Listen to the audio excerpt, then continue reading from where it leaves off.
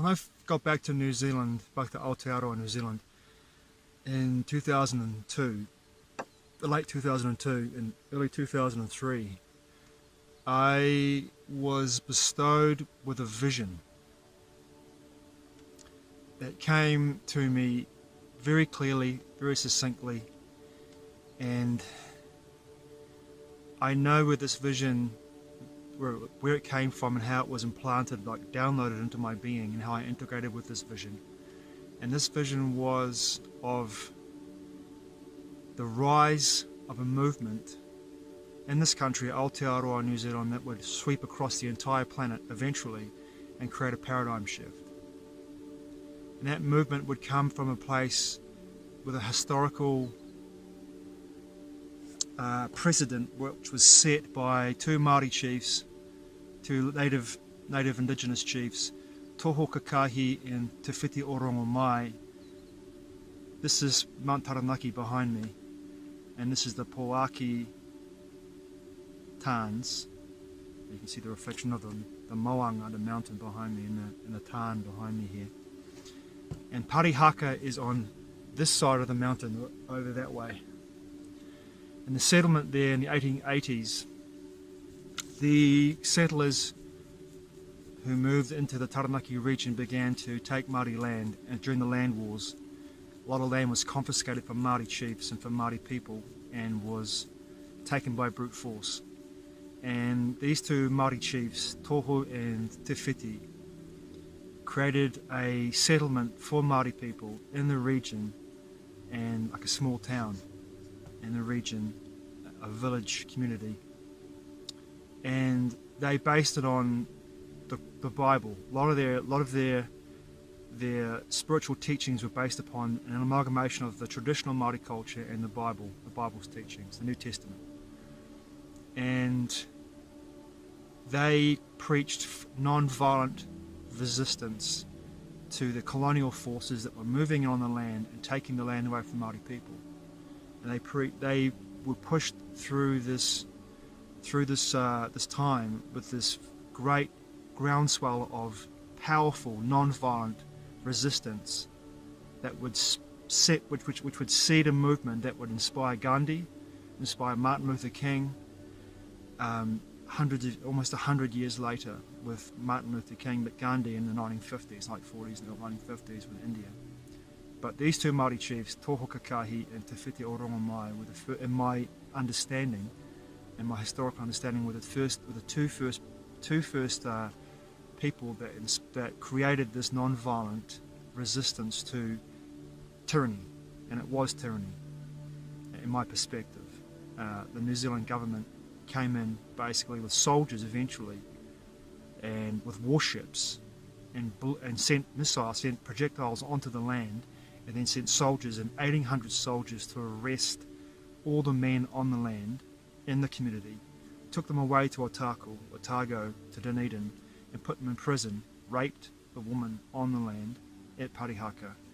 And what happened was, when the soldiers came onto the land, the children came out dancing and brought the soldiers onto the land. And when they came onto the land, they were offered food, they were offered meals, but the soldiers walked past all the offerings, the peaceful resistance that these people had created in order against this movement, this aggressive movement, and were taken away, and the land was destroyed, surveyed, and divvied up for the settlers in the region.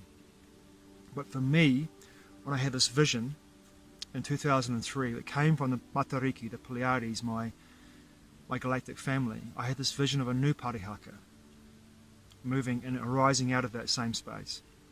A new PARIHAKA led by a young Māori man called Merikara. It's my water bottle. Called Merikara. And Merikara was a new prophet, the great-great-grandson of Te Whiti Orongo Mai. And he was based in Wellington. Merikara was a young boy who, in my story, my vision, was brought up in a intergenerational family of beneficiaries who he found no connection with his family members, because they were all broken in a way that didn't empower them. So he looked towards gangs, to find a sense of solidarity and a sense of family, whānau we call it in this country, Māori, in the Māori language, to find his whānau within this gang structure. But he realised that it wasn't for him. And in my story, all roads lead to PARIHAKA. It is Merikara, this young Māori boy, who becomes a leader, who moves back to PARIHAKA after having a dream where he meets his great-great-grandfather, who tells him, you must go back to PARIHAKA and build a new PARIHAKA, based on the same tenets that I created it. But the new PARIHAKA is a community for every human family member, not just for Māori. And this vision was very strong for me at a time where, after 9/11, I saw the world descending into a fast forward, into a tyranny, a worldwide global tyranny, under the hegemony, that's the right word, of the UN, which behind the shadows, the force that moved through these world leaders was a force that was non-human. And Merikara would go to PARIHAKA and tell the residents who are living in PARIHAKA, in my short story, that it was time to build a new PARIHAKA based on eco-houses, tiny homes, earthships, to build it, and the people from all around the world, the human family, would come there and base a community that would be so self-sufficient that it would be off-grid in every way, would also bring in Māoritanga, the Māori culture, and integrate that with Rudolf Steiner's Waldorf schools and Montessori schools for education for the children. The community would have a kaumātua council that would democratically work with the community, and everything would be based upon this tenet of non-violent passive resistance to an encroaching tyranny. And eventually this new PARIHAKA, which would have earthships like Michael Reynolds, you find these garbage warrior earthships, tiny homes, eco homes, all built on PARIHAKA, a new PARIHAKA, where Merikara was the leader of this new PARIHAKA. Eventually there would be the tyranny would descend upon the entire planet after a nuclear war that would be instigated in my book, in the book I wrote, the short story I wrote, All Roads Lead to PARIHAKA. The world war would start when Israel would bomb Iran, and that would just set everything off. A nuclear attack on Iran, and that would just set everything off. Now, I'm not saying Israel is going to do that, but that's what the vision that I saw, that this would start in the Middle East, and it would eventuate where then the whole world would descend into the Northern Hemisphere especially, into a nuclear war, and eventually that would reach this part of the world. And PARIHAKA, the new PARIHAKA, would be the last bastion of freedom on this planet, this community, where about 4,000 people from all over the world, all members of the human family, had come together, spoke Māori fluently together, incorporated the Māori culture into their lives, also along with the teachings of Rudolf Steiner and Montessori in regards to education for children, but also understood and became so self-sufficient. I'm sorting away mosquitoes and gnats that are flying around me. Become so self-sufficient that they would not need anything from the governments, would be living in the private completely, and would be like the bastion, the last place on the planet that would be free. Really powerful story for the time. I wrote this in 2003, and now looking at the situation we find ourselves in globally in 2022, it almost feels as though, to me, that there is this spark that could ignite from that short story if it was brought into reality, into our reality, in a timeline solidified with a short story, with the information in that short story. And at the end of that short story, there's a moment. Now, with Tawhiti and Tohu,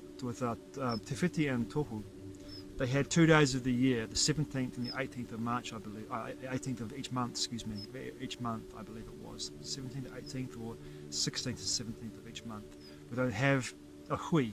So all the members of the community would come together, and the two kaumātua, the two chiefs, would come and would talk about, would cite the Bible and passages from the New Testament, and to the people of the community to connect with them and to assure them that what they were doing was God's work. And in my short story that I wrote, it is the same on one of the days that Merikara is talking to the community. He reignites this very powerful tradition and he is talking to the community, and he recites the words of Te Whiti that he channels through. This young man becomes a very powerful channel as he becomes a kaumātua, becomes a leader for the community. And he recites in his empowerment, he channels Te Whiti's words, and he uses them. And when he uses his words, that's when the UN's World Army invades the new PARIHAKA site. And here is where the new paradigm shifts as our galactic peers anchor in through Merikara, channel in through Merikara, and anchor into him the vibrational matrix that spreads out into the community around PARIHAKA, this powerful portal, and then moves out across the entire world and changes the entire paradigm in a way that solidifies in a new shift and understanding of heart-based, heart source energy connection for all the humans, all the beings, the living men and living women on the planet at the time that are alive after this horrendous nuclear exchange and aftermath. And what it does also is it locks into the Earth's matrix, the Earth's frequency band, and it shifts the frequency band and moves it to a place where we become so deeply integrating with this frequency band that we become less dense than we are today. And this frequency band becomes a whole lot less dense than it is today, and we are able to perceive more of the multiverse through our senses. And this is an addendum. This is actually the end of the video I was recording on Mount Taranaki in front of Rua Humoko, which is the tarn, the pond that I was sitting in front of. I was talking about PARIHAKA and the story that I wrote, All Roads Lead to PARIHAKA. I didn't quite finish it, and what happened was, when I went there to the PouakaI hut in the Mount Egmont, Mount Taranaki National Park, and I went up there for to see the tarns and to see the reflection of Mount Taranaki, the moanga, the mountain, in the tarn. And when I was sitting there, before I sat there to make the video that I was making about PARIHAKA, and I didn't get quite to finish it, I asked for permission to actually film up there. I asked for permission from the spirits, devas and deities and the elementals, and I asked the Ruahu Moko, the pond, the tarn, to give me a vision of something I won't relate to you, but I asked for a vision. And when I was filming that video, which was an amazing video, I'm not looking back at the footage, well, it's truly an amazing video of the location when I was filming there. It was a beautiful spot. And the next day when I got up there for sunrise, it was epic. Looking out towards the east, you could see Tongariro, Narohui and Ruapehu, the three mountains which are in the middle of the central plateau, the volcanic plateau of Aotearoa, of Te Ika of Maui, the North Island of New Zealand. But when I was up there, in my video just cut, my footage, my camera just cut out.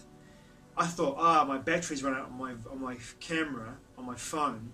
So I thought, drat. So I have to go back to my vehicle, charge it, and go back to either another location to finish off what I was saying about the short story and what my description of my short story that I'd written, and give the end donation. Give the end donation is not the right word. Give the end description of donation. Where did that come from? Description of what happened and how the story wraps up, and to give you the idea of what happened. But before I do that, I want to say that it was very spooky that my camera shut up when it did. It closed off and it stopped when it did. It's supposedly ran out of juice, right? The battery I thought was flat. But here's the spooky thing. It wasn't flat. It wasn't flat. The next day, when I went down the mountain back to my van, I plugged my phone into my charger, it had 75% battery power still on it. And here's something even more spooky. Later that night, when I was in the hut, the PouakaI hut, I was lying down to go to sleep. And in the hut, the bunk I was in, I saw a face. I woke up from my sleep, I saw a face moving towards me from the bunk towards my head, along my legs. I woke up, saw a face moving towards me. The face was bearded, had like a rough shot kind of curly hair. It had this maniacal grin on its face as it was moving towards me. I put up my legs, instinctively put up my legs towards it, and as I hit my camera into my legs, it dissolved and was gone. It was gone.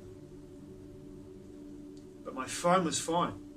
My phone's battery was fine. It hadn't lost its charge at all.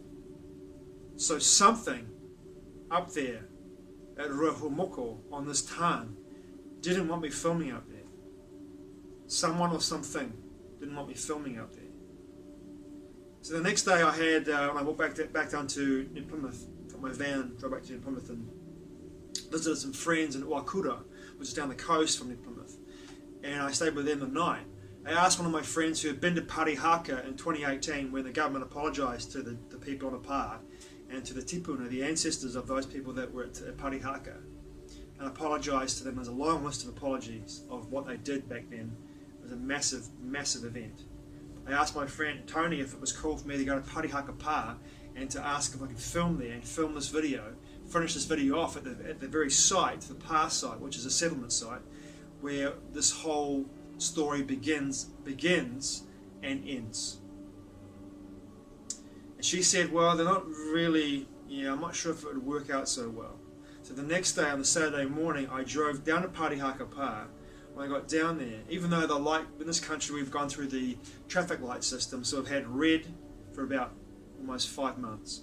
So we gone to orange about a week before, not even a week, maybe 3 or 4 days before I went to PARIHAKA Pa.